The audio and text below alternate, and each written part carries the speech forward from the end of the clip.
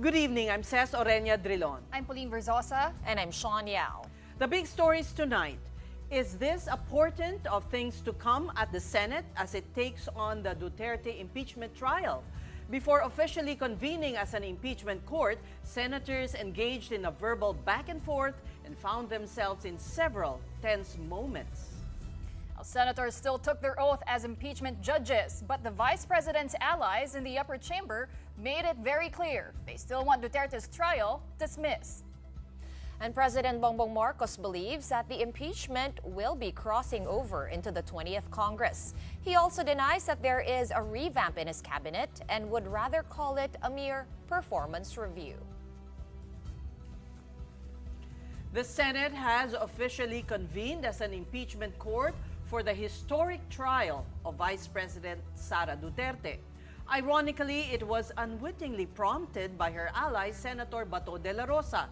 And live from the Senate, we have mobile journalist Merimon Reyes. Merimon, may tatlong senador pala na hindi nagsuot ng robe. Ano bang ibig sabihin nito?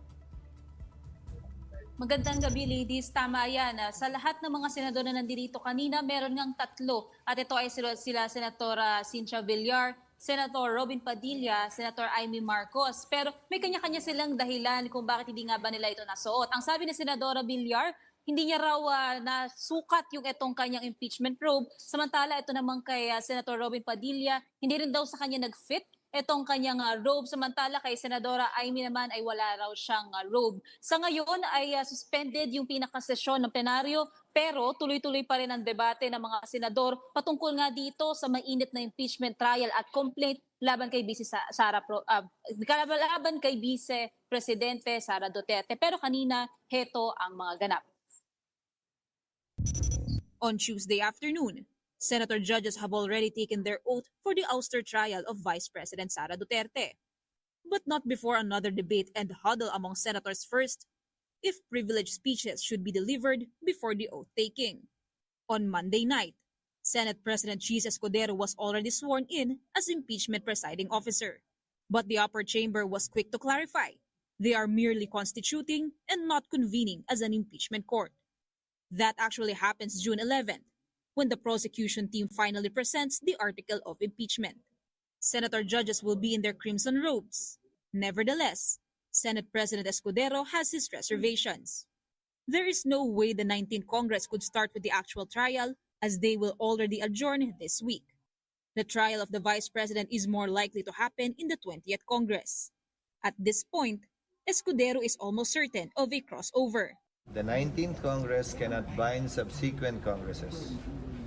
The 19th House cannot bind the 20th House. Pag nag-decide yung 20th Senate na ayaw namin, hindi na to pwede. Pagbobotohan din yun ng 20th Senate. Paano pag nagsabi din yung House, ayaw na namin? Anong gagawin namin? Ipilitin namin yung House? Escudero says any senator could still stand up and move against the junking of the impeachment case, even acquit or convict the Vice President. But that's just another possibility. Anybody can stand. Paano ko naman aawatin yun, di ba? Kayo kasi one side lang palagi. Huwag naman isang side lang. Kung may pwedeng tumayo para magpa-dismiss, may pwede ring tumayo para i-convict. But then again, is it reasonable? Is it legal? Will it win in a vote? Yun ang yun ang katanungan na dapat yung isipin. The newly elected senators have expressed their readiness to take on the impeachment trial. Senator-elect Bam Aquino promises to uphold rule of law and the welfare of the nation in his decisions as senator judge. For Senator-elect Kiko Pangilinan, there are only two choices here: acquittal if there's no substantial evidence, and conviction if there is unmistakable proof. Ladies, kanina nakita rin natin na tila inambahan ni Senador Robin Padilla itong si Senadora Joel Villanueva. Ang rason, inobject kasi ni Senator Joel ang motion na isinulong ni Senadora Bato de la Rosa na i-dismiss ng Senado ang impeachment complaint laban kay Vice Presidente. Mga bahagi ng sinabing motion ni de la Rosa.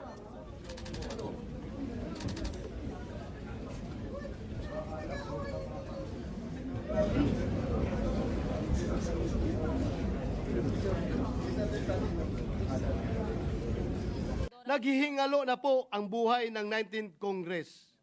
Bakit po natin ipipilit pa kung ang pintuan ng 20th Congress ay malapit nang magbukas. Kahit mag-convene ng impeachment court, bukas, summon at pagtanggap lamang sa pleadings ang kayang magawa ng 19th Congress. Should the 19th Congress convene an impeachment court, what assurance exists that the 20th Congress would continue the trial? Without such assurance, any efforts by the 19th Congress would constitute a significant waste of government resources.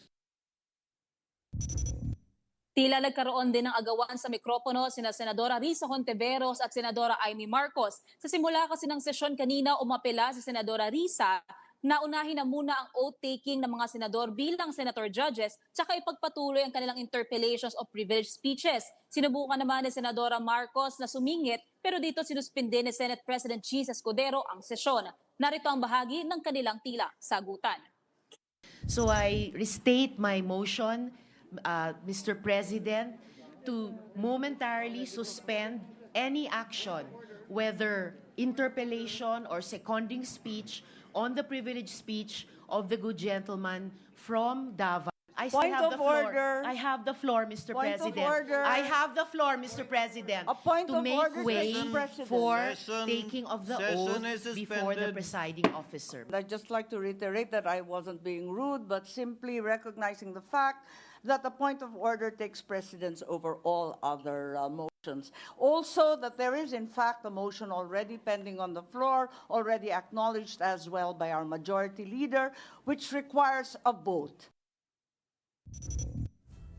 Kaninang umaga naman noong nakapanayam natin sa Senate President Cheese Escudero, buo pa rin ang kanyang opinyon na sa susunod ng Kongreso magro-roll out ang impeachment trial at mananatiling bukas gaganapin ang convening ng Senado bilang impeachment court. Pero ngayon na tila napaaga yung kanilang convening, narito naman ang kasagutan ni Senate President Escudero. We will act on the motion of Senator Bato, but as an impeachment court. We cannot act on the motion of Senator Bato unless we take our oaths as members of the impeachment court. Marymon, bago nitong pinaka-recent na suspension, the one that's active right now, no? Ang debate is whether bobotohin ba natin o magbobotohan ba dun sa motion ni Senator Bato for a total dismissal. But right before Senate President Cheese Escudero called for a suspension, no, nagsalita nga si Senator Alan Peter Cayetano at nagsuggest siya kay Senator Bato na parang i-amend na lang daw yung kanyang motion. Yung pa rin ba ang pinagdedebatehan ngayon? Tama yan, kasi bukod pa dyan, ang sinabi rin kanina ni Senator Christopher Bongo, ang naging suggestion niya rin naman, ay i-remand ito. Yung itong mga motion, even yung resolution, even yung impeachment complaint or yung trial, kung sakali nga na madidismiss ito, ay maaari raw munang ibalik sa House of Representatives dahil daw meron pa raw mga question dito on legalities na kailangan pa raw linawin. Pero so far, ngayon kasi hindi pa nagsisimula ang Senado, kaya hindi pa natin makikita kung paano nga ba tutugunan netong mga senator judges ang issue patungkol dito. Ladies. Marymon, ang buong bayan nakatuon dito dahil higit pa sa telenovela, di ba? Ang dramang nangyayari dyan. Pero apparently, nag-apologize naman ata si Senator Robin Padilla kay Senator Villanueva pagkatapos silang nagkaroon ng konting sagutan. Tama yan. Kasi kanina rin pagkatapos nilang magkaroon ng tila ambahan, nagkaroon naman ng humarang naman itong Senatora Bato de la Rosa. Pinigilan naman sila na magkalapit sa isa't isa. Pero nung matapos i-suspend yung pinakasesyon para suotin ng mga senador ang kanilang impeachment robes, nakita natin na mas naging cool down naman na itong mga senador at tila nagkakausap-usap naman muli. Pero ngayon, ang inaasahan natin ang pag-iinitan na nga nila, itong naging motion ni Senatora Bato de la Rosa kanina bago sila mag-convene bilang impeachment court. Ang gusto nga kasing mangyari ni Senatora Bato de la Rosa, itong impeachment complaint laban sa vice-presidente, i-dismiss na raw. Pero dito in-object kasi ito ni Senator Joel Villanueva, kaya nangyari yung ambahan. Pero ngayon, since sila ay nag-convene na bilang isang impeachment court, doon na nila ngayon na masasagot o mapag-uusapan kung magagawa nga ba nila ito, kung pasok nga ba ito sa tungkulin nila bilang isang impeachment court Pero ang malinaw kasi sa ngayon, ang sinasabi dito ni Senator Coco Pimentel, magiging unconstitutional nga raw kung sakaling i-dismiss nila ito. Dahil ang kailangan nilang sagutin bilang impeachment court ay bumase doon sa mga ebidensya at mag-roll out yung pinaka-impeachment trial. Yung dismissing, hindi ito manggagaling sa kanila. Ladies. Mary Mon, linawin natin kung hanggang saan pag-uusapan itong articles of impeachment dahil nagsalita na si Senate President Chis Escudero na may hangganan lang dahil ayaw nilang pangunahan yung 20th Congress, ang Senado, pagka sila ay naupo na. Tama yan, Ses. Kasi ang pinaka sinasabi rin dito ni SP is ang magagawa lang ng 19th Congress ay hanggang doon lang sa pag-issue ng summons. Yung kasi kung titingnan nga raw, yung 10 days na hihintayin yung pagtugon mula sa panig ni VP Sara Duterte, maabot ito doon sa araw na adjourned na ang Senado at tapos na ang 19th Congress. Kaya yung mga susunod pang bahagi ng impeachment proceeding kasama na impeachment trial proper, maaari na lamang itong mapagdesisyonan ng 20th Congress pag nagbukas na ito sa July. So hanggang ngayon, malinaw pa rin kay Senate President Escudero, hanggang doon lang ang magagawa ng 19th Congress. Oo, Mary Mon, linawin lang din natin, no? As we can see in the videos, ito nga si Senator Cynthia Villar, Senator Robin Padilla at Senator Amy Marcos, hindi nga nakasuot ng robe, but did they take their oath? Sila ba ay maituturi na ring senator judges? Kasi they mentioned yung mga rason nila earlier, no, na hindi daw sila nasukatan, wala daw yung robe. So it begs a question. Parang mensahe na rin yun yun it's a message not verbal message. Totoo yan. Para nga siya naging statement na nila mismo bilang supposedly mga senator judges. Pero nung nakita kasi natin kanina nung nag-oath taking sila, lahat naman sila talaga present doon. Nung pag-roll call din naman ng mga pangalan ng mga senador, lahat naman ay nabanggit ang kanilang mga pangalan. Pero siguro kapag aabot na doon sa punto ng kanilang pagdedesisyon at o kaya naman ay pagboto tungkol nga dito sa impeachment proceeding, baka doon natin makita kung bibilangin nga ba ang kanilang boto. Pero ngayon kasi kababalik na lamang ulit ng sesyon at tututukan natin kung ano ang sunod na mangyayari. Okay, so Mary Mon, I know wala kang bolang kristal, pero do you get a sense of whether matutuloy ang botohan tonight? Or maghahantay ba tayo hanggang bukas? Gusto mong malaman kung magpupuyat tayo ngayong gabi? Yes, basically. Sa madaling salita. Nako, tulad kagabi kasi na umabot na lang sa point talaga na around magte-10 p.m. Ang pinaka nangyari na lang is nag-oath itong si Senate President Chis Escudero bilang presiding officer. Pero ang nililinaw nila dito, constituted pa lang daw ang impeachment court at hindi pa talaga kino-convene. So ngayong araw naman, titignan natin kung mamayang gabi ba, magkakaroon ng pag-usa dito sa impeachment proceedings or mananatiling bukas pa rin talaga natin makikita yung iba pang proper ng impeachment proceeding na ito. Kapag totoo na talagang isinulong yung kanilang pag-convene bilang isang impeachment court. Okay, sige, aantayin namin ang iyong mga updates. Maraming salamat, Mary Mon Reyes, our mobile journal, reporting live from the Senate. Well, President Bongbong Marcos sees no controversy in the Senate's current stand on the impeachment trial of Vice President Sara Duterte. Speaking with the media today, the chief executive said that he sees the impeachment trial continuing into the 20th Congress, even if it starts in the 19th. The Senate has been under scrutiny for dragging its feet on the impeachment complaint, particularly Senate President Francis Escudero.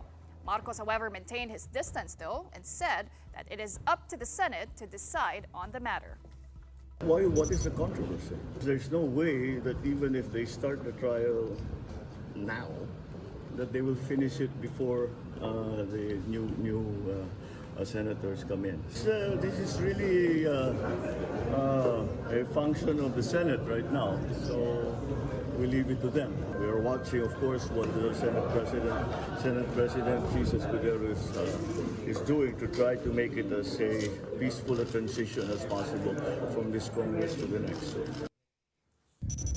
President Marcos also clarified that the recent changes in his cabinet should not be seen as a revamp, rather just putting all officials on notice to do a better job. Marcos emphasized that he continues to look into the performance of government agencies and that he intends to conduct these reviews as a regular practice. To recall, President Marcos asked his cabinet to submit courtesy resignations last month following the administration's poor results in the midterm elections. I have to explain that It's not a cabinet revamp. What happened really here was that I put everyone on notice that you are basically all on probation. Ngayon, nasa USEC na tayo, nasa mga agencies na tayo. But we are, what essentially, what you refer to as a cabinet revamp, is not a one-shot, one-time, big-time thing. It is an ongoing thing. We will make that review on a periodic basis, maybe a quarterly basis. We'll be much more rigorous in looking at the performance, not only at the top level, but all the way. And that's why we'll see, I'm sure you will see more changes in the future. Now, as the Senate constituted itself into an impeachment court for the trial of Vice President Sara Duterte, a motion to dismiss the impeachment complaint against the Vice President was manifested by Senator Judge Ronald De La Rosa and seconded by Senator Judge Bongo. The motion is questioning the legality of the said impeachment complaint. We talk about its implications tonight, and joining us is former Supreme Court Associate Justice Antonio Carpio. Good evening to you, Justice Carpio, and welcome to The Big Story. Good evening, ladies. Good evening to our viewers. Right now, the Senate is suspended, or rather the impeachment court, but they are debating this manifestation by Senator Bongo to dismiss the complaint altogether. Will the Senator judges put that into a vote? And what is the legality of this motion? Well, there is a pending motion by Senator Judge Bato to dismiss the case. They're discussing it, and my opinion is that that will be unconstitutional because the Constitution requires the Senate as an impeachment court to hear and decide the case forthwith, to decide the case, and there is no provision there which says that they can dismiss it without a trial. It says shall forthwith proceed with the trial and then decide the case.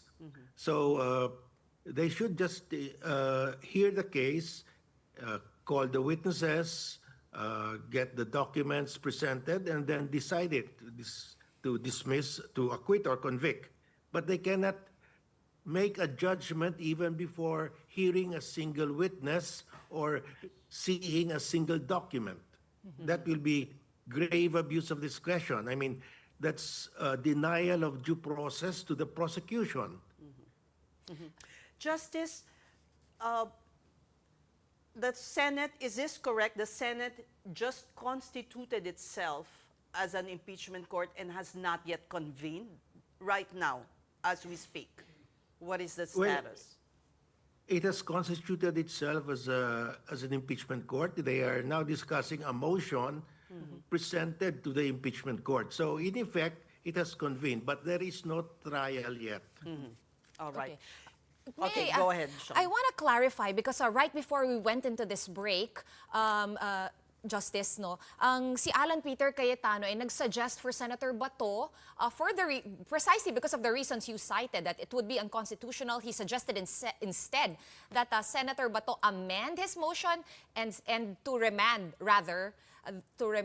the articles back to the House. How is the Constitution on that move? Well, for me, it's also unconstitutional. There is no provision in the Constitution that they can remand it. They have to proceed with the trial forthwith and then make a decision. So it's I just don't see the reason for remanding it. Can we go to the root of the motion or manifestation by Senator Bato, which is there were infirmities in the impeachment complaint tackled before the House? Meaning the one-year prohibition was somehow violated by the House of Representatives. Well, that should be brought up by the defense, by the impeached official, by VP Sara.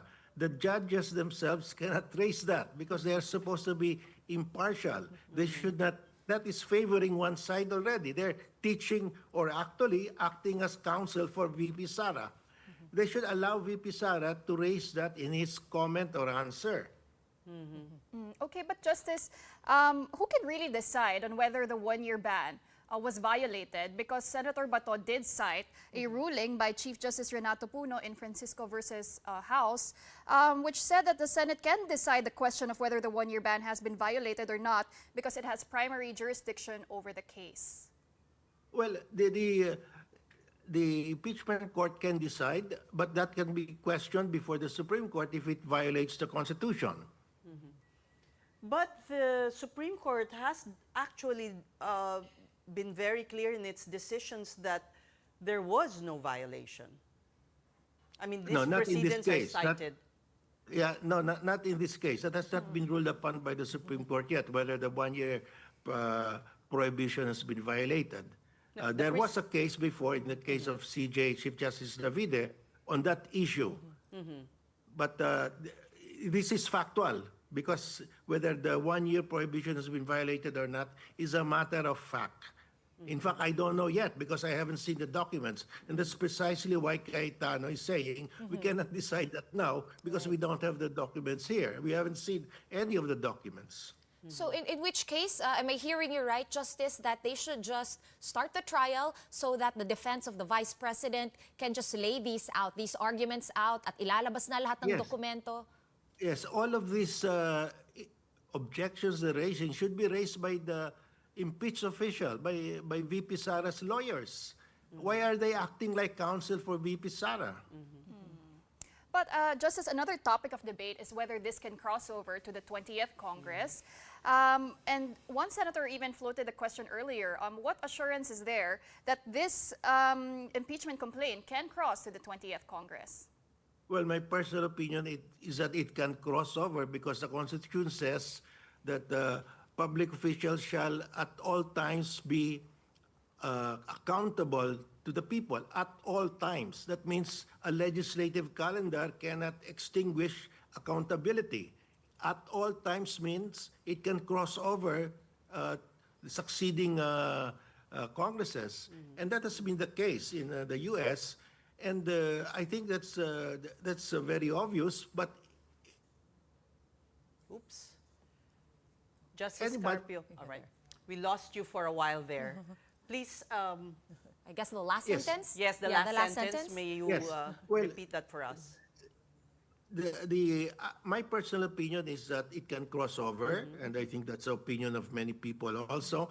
But those who don't agree to that can question any decision of the impeachment court if it dismisses it, or that issue actually will happen only will come out only when the 20th Congress will convene, whether they will accept a crossover. Because if they don't accept a crossover, or they accept it, we really don't know. Justice, with regard to the House prosecutors, now, while we know that the Senate is, the senators have 6-year terms and they cross over by halves, it's not the same case for the House of Representatives. What happens to the prosecutors, right? Can they just simply carry over, or does that have to restart? I'm wondering about the technicalities here because I've been seeing some opinions also that people are questioning whether or not the House prosecutors still have the mandate after they adjourn sine die. Well, the Speaker of the House will choose who will, if the old prosecutors will continue or if they will be changed. Some of them did not win re-election, so they will have to be changed. But it's the House will have to decide whether to continue with those prosecutors or not. But they will have to send prosecutors, whether new or old or a combination. It's up to them, but they have the authority to send their prosecutors. Justice, just like us, I'm sure you were glued to the goings-on at the Senate. What did you make of the session today? Well, it looks like that they're trying to act. Many of them were acting like lawyers for VP Sara by saying it should be dismissed. They are raising objections that should be raised by VP Sara. Why don't they just wait for the comment of VP Sara and then act on that? And what about senators who didn't don their robes? Well, the reasons were that they didn't have the robe. So I don't think that would affect their status as senator judges. It's a matter of it's just a ceremonial dress anyway. But they took their oath. That means they assumed the obligations and duties of senator judges. Let me ask a hypothetical question here, Justice. What if the Senate does vote and they vote to somehow remand the impeachment back to the House, or they vote to dismiss altogether? What happens then? Well, if let us say the Senate now, as an impeachment court, will not continue, do anything other than continue, then the prosecutors or any taxpayer can go to the Supreme Court to question the action of the impeachment court on the basis of a violation of the Constitution. And Justice, well, the basis of this recommendation to remand it to the House is mainly because they're pointing out that the House dragged its feet in the first 3 impeachment complaints. They're saying na they took their time. Sinabi pa nga po kahapon ni Senator Cheese Escudero na pabanjing-banjing yung House. What do you make of that, of them, throwing this back at the House?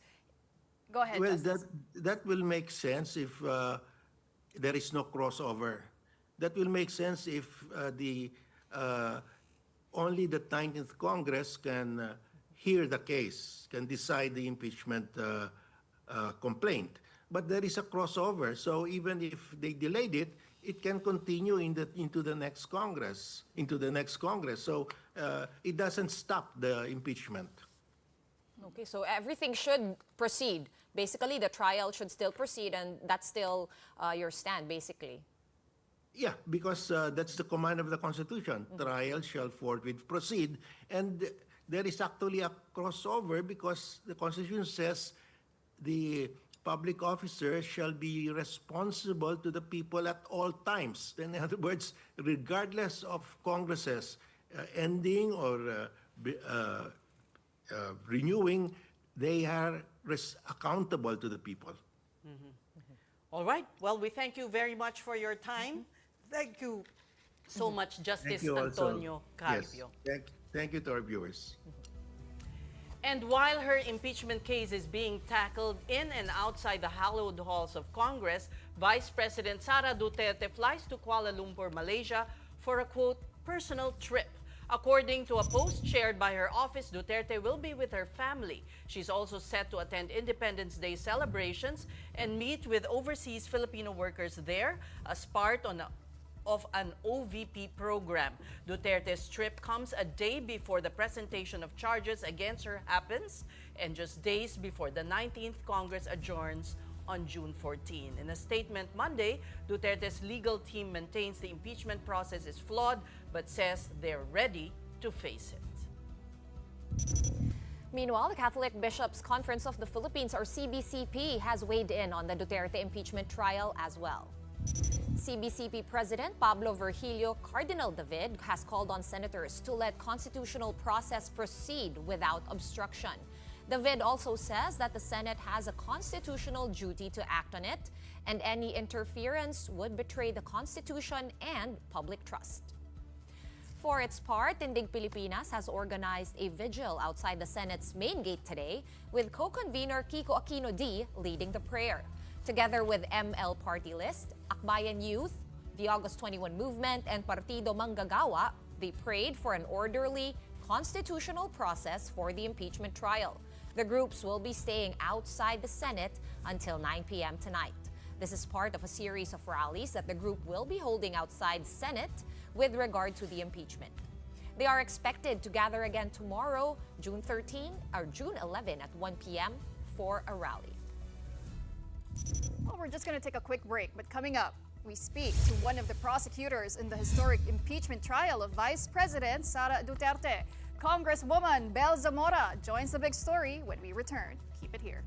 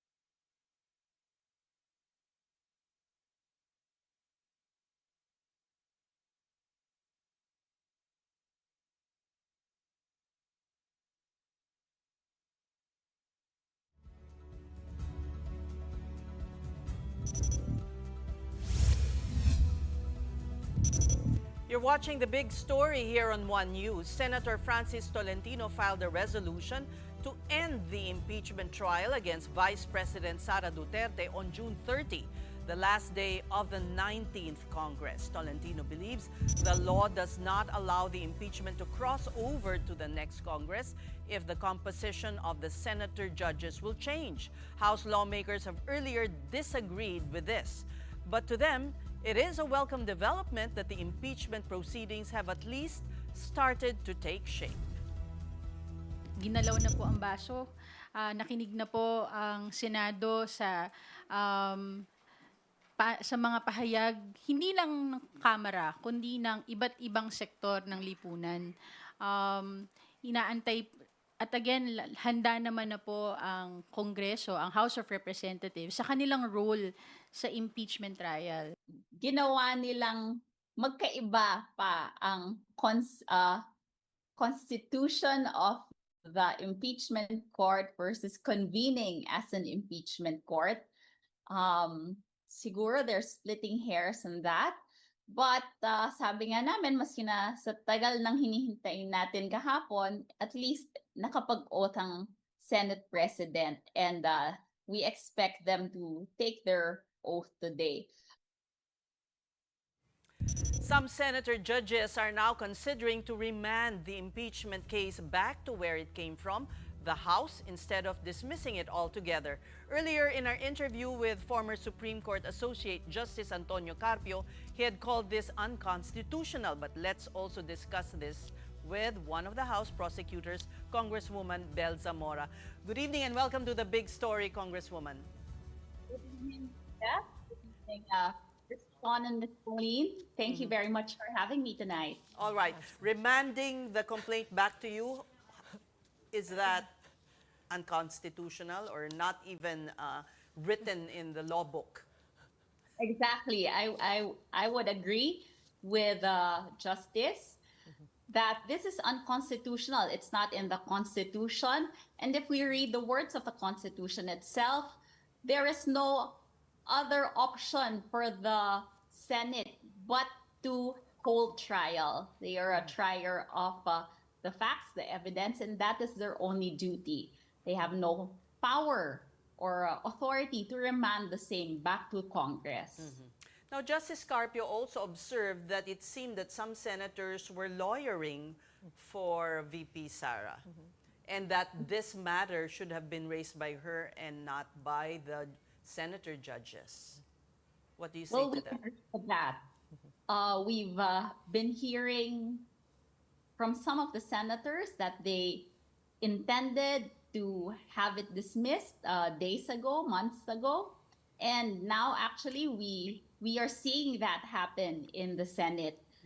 We were watching earlier and we saw that we have Senator Padilla, Senator Bato clearly showing their side in this matter. Even though as senator judges, they are directed to be nonpartisan.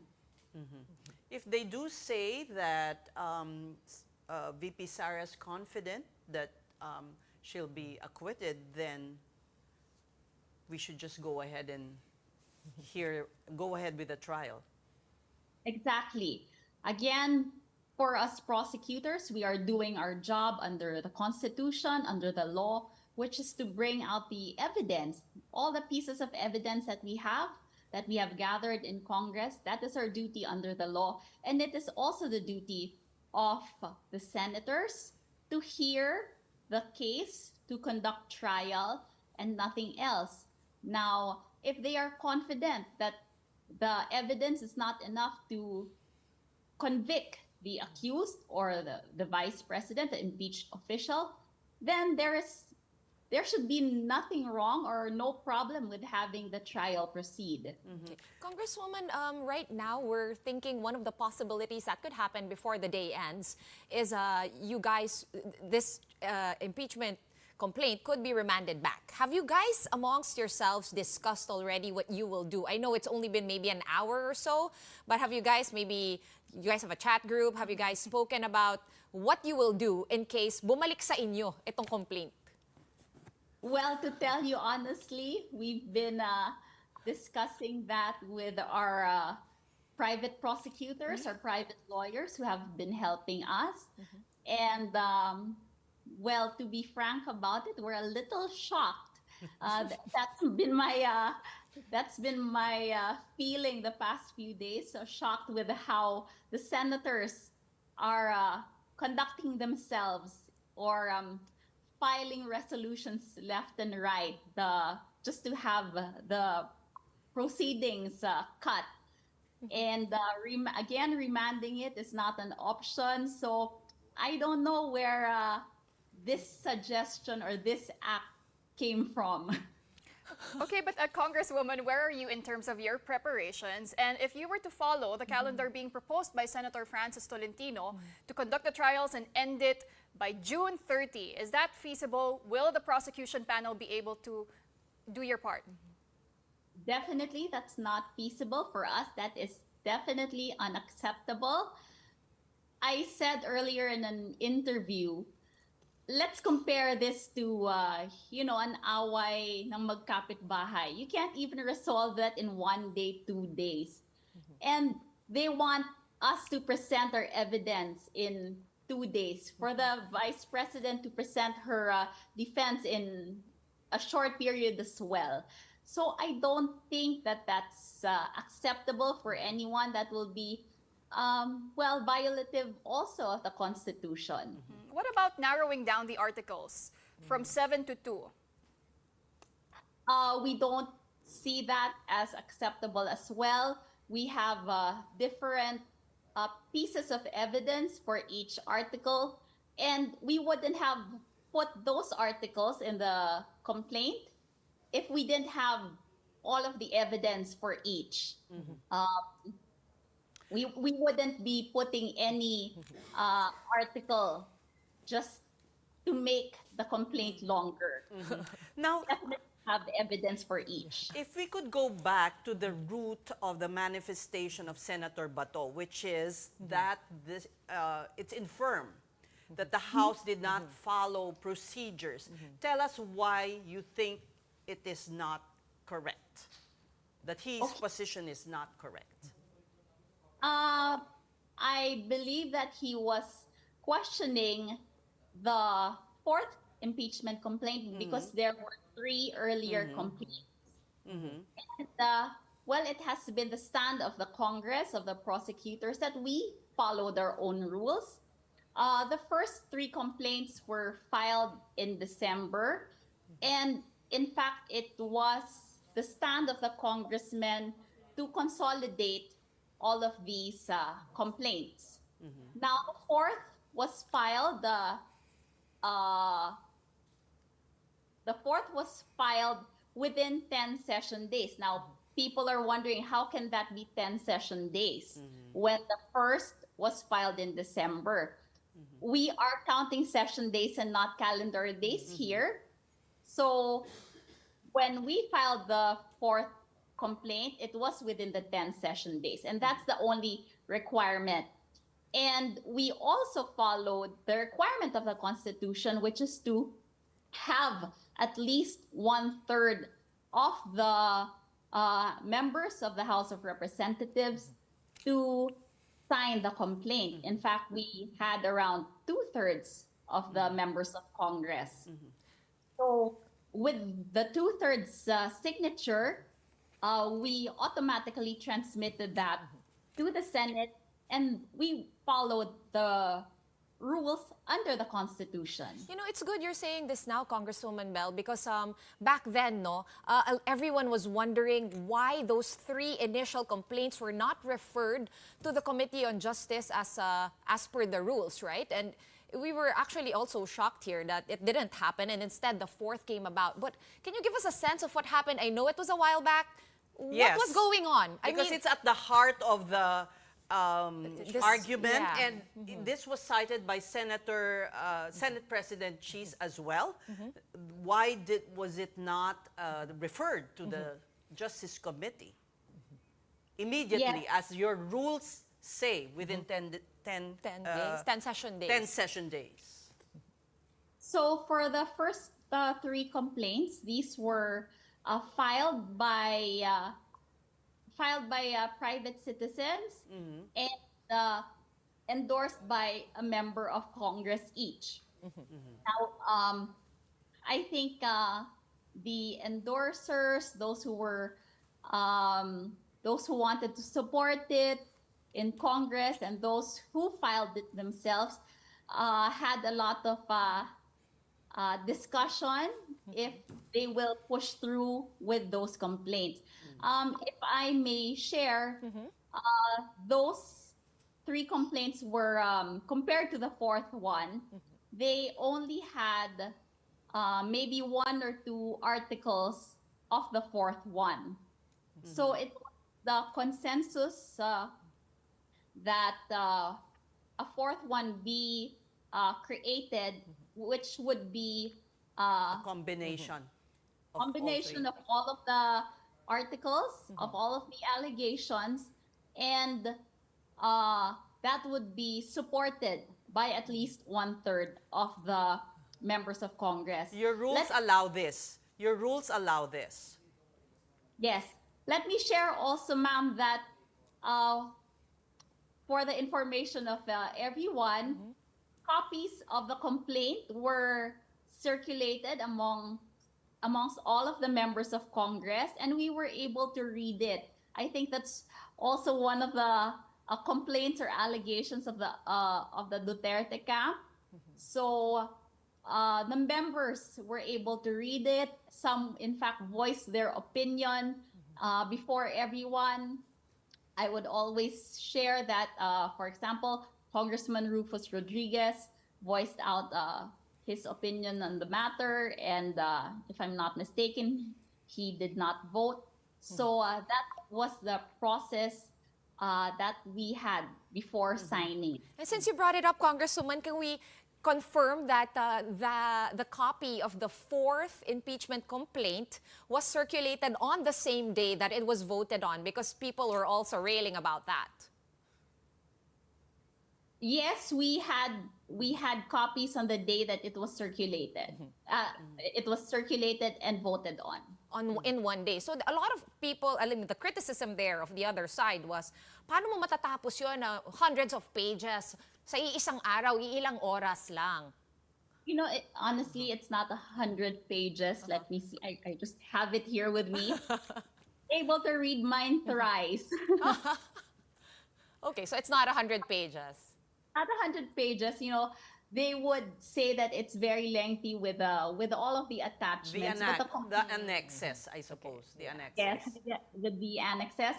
But the complaint itself was very clear, clearly worded, and it was circulated to everyone.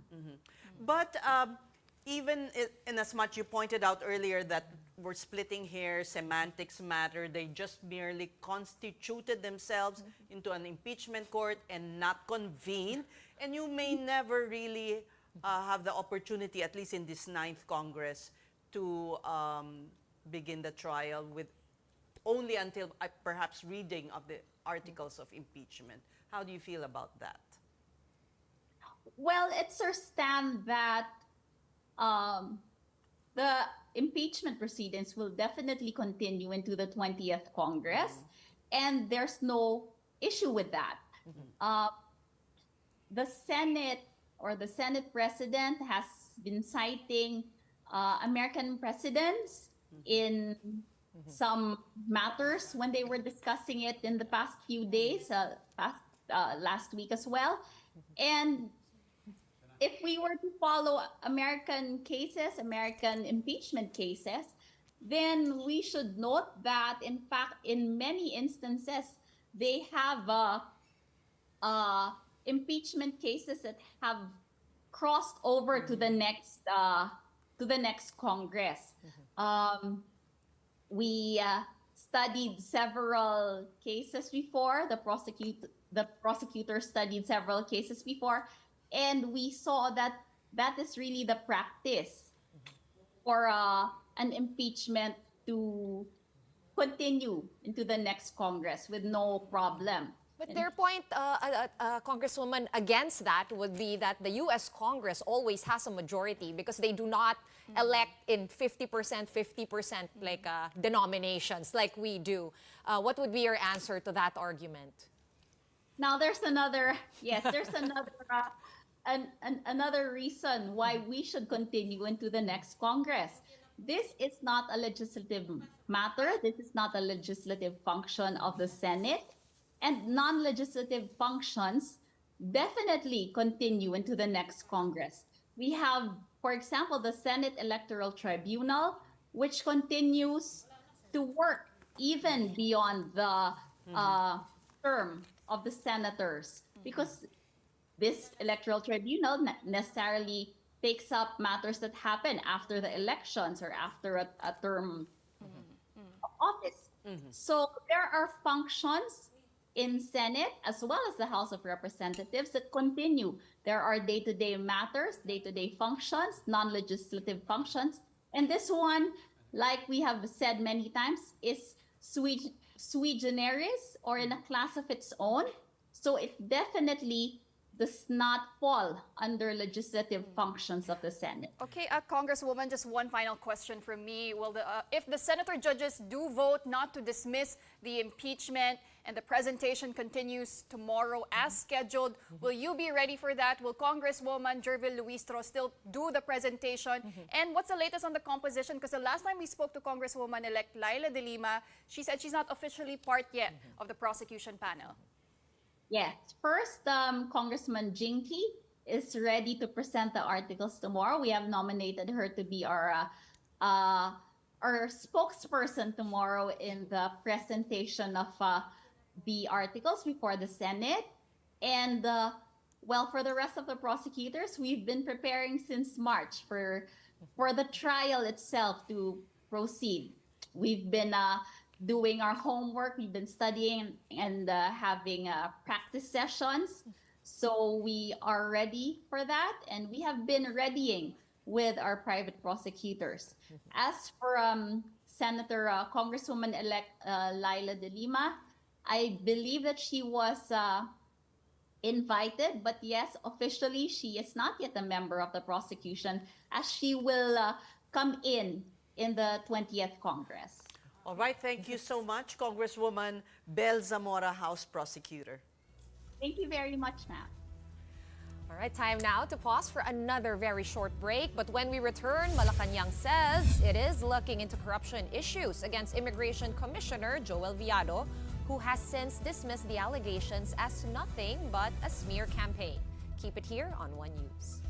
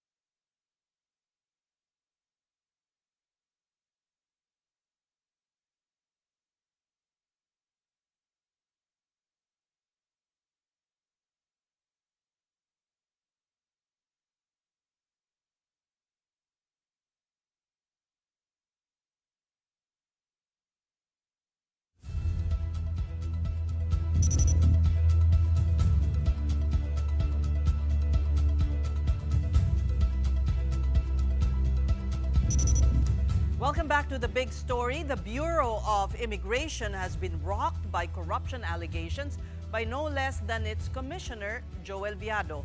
Immigration employees accused Viado of bribery, deportation, irregularities, and misconduct, particularly in relation to foreign nationals formerly employed in now-banned POGO hubs. Some employees even sent letters directly to President Marcos, bypassing the BI's internal grievance chain.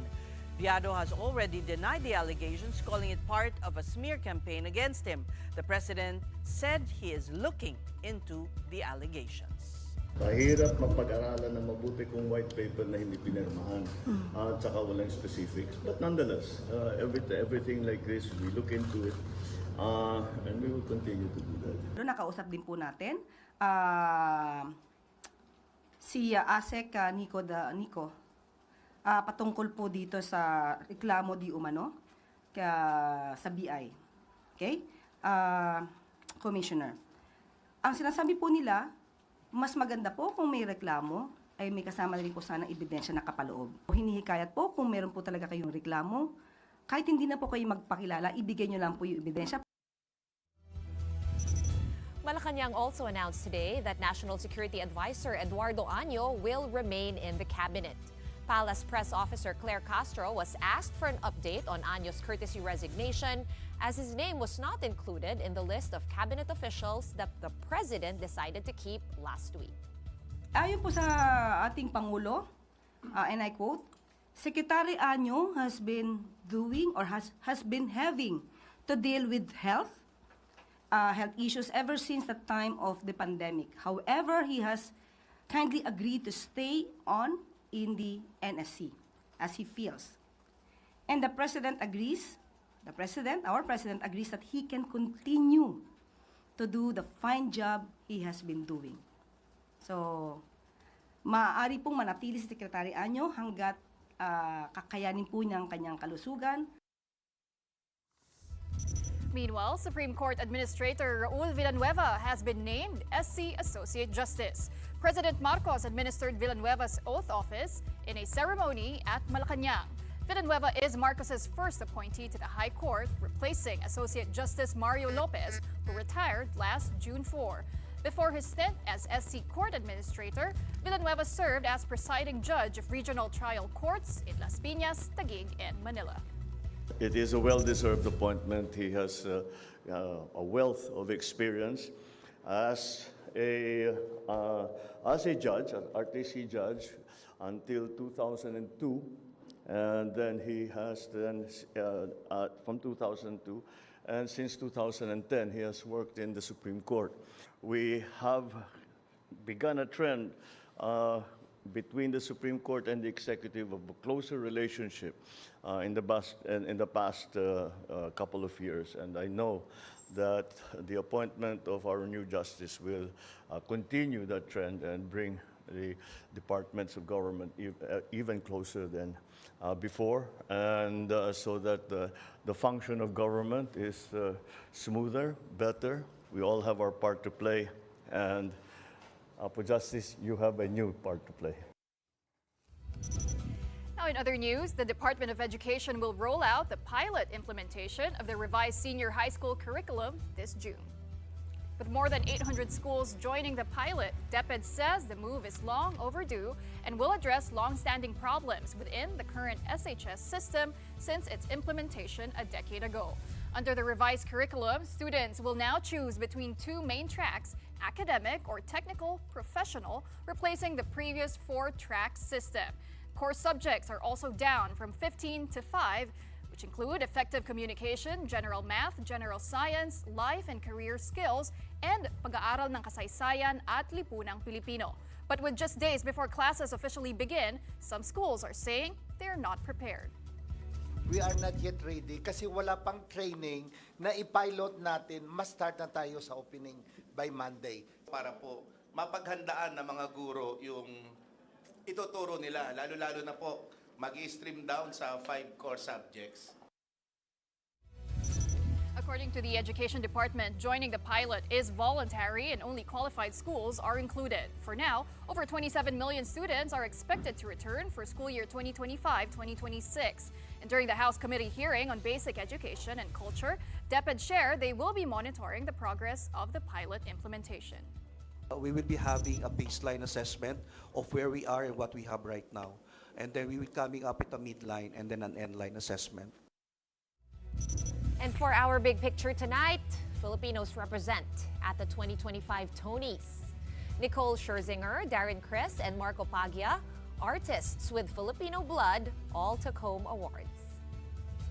Nicole won Best Leading Actress in a Musical as Norma Desmond in the Broadway adaptation of the 1950s film Sunset Boulevard.